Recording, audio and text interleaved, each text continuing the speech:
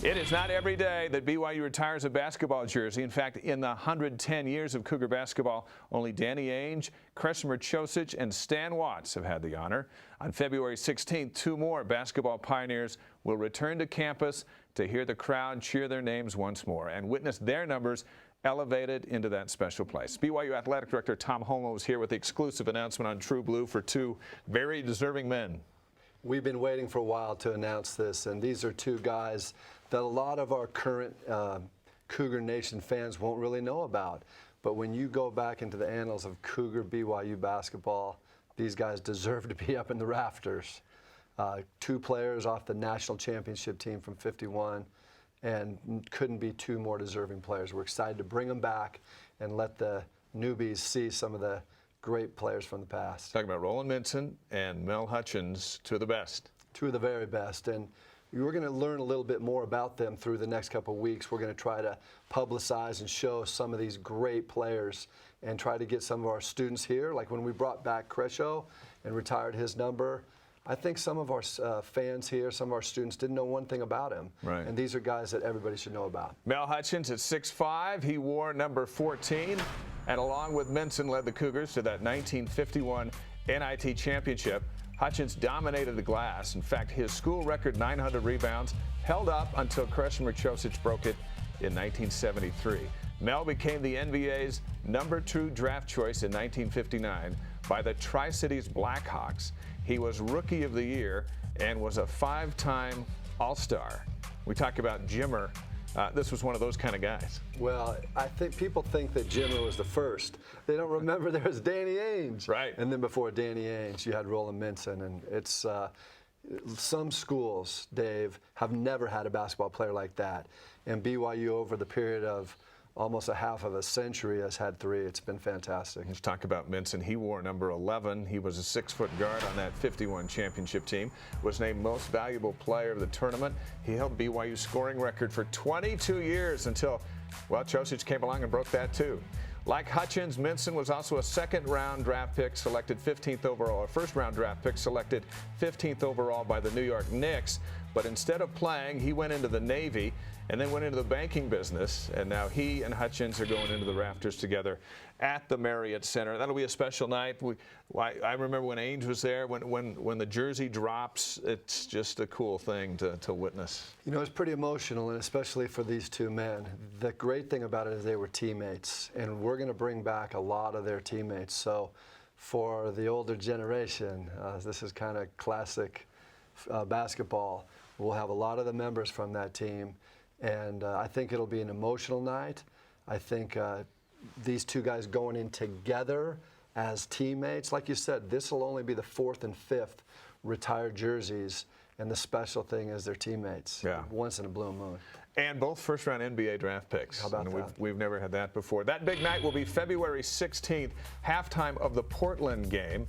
On February 23rd, the women's team will also retire the jersey of Jackie Bean McBride. She's BYU's 3rd all-time leading scorer, played from 1979 to 1982. We congratulate all three, and that'll make for a special night. And again, it's something that doesn't happen very often around here. It takes something to get a jersey up in the rafters. Well, there are certain criteria. We have grandpas and parents that send me suggestions all the time of people that should be in the rafters or up on the media press box at Lavelle Edwards Stadium. But there is a criteria to get in, and you have to be an award, a national award winner. We got a bunch of them in football and a few of them in basketball, and it may be a few years before we add a few more. We figure at some point Jimmer will go up there, and we may be watching another one in head coach Dave Rose, who closes in on 200 wins this week. He can get it Wednesday, if not Wednesday, Saturday, and he's on course really to catching Stan Watts with 8 more years of 20-plus win seasons, and that didn't even seem touchable for a long, long time. Tell me about this guy you got on your staff who just goes out and wins basketball games. Well, Dave's a special coach in that he came to us as an assistant coach. And the fact that he coached high school basketball in Southern Utah, and then he coached junior college basketball down at Dixie. He came here as an assistant.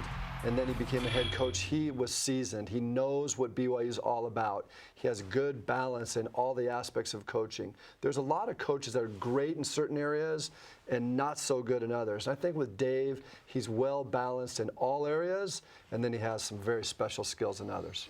Football news, there's been a lot of it. Robert and I back as the offensive coordinator. How big of a deal is that heading into your challenging fall schedule? Well, I think it's really important for Bronco to reestablish BYU Cougar offensive football. We have a tradition. There's a brand here for football at BYU on the offensive side, and we're looking at the defensive side of the ball now. They're creating quite a brand. But I know that Bronco was confident to bring back someone that he'd worked with in the past, had some great successes. You have Harvey Unga, you have Curtis Brown, who are the all-time leading rushers.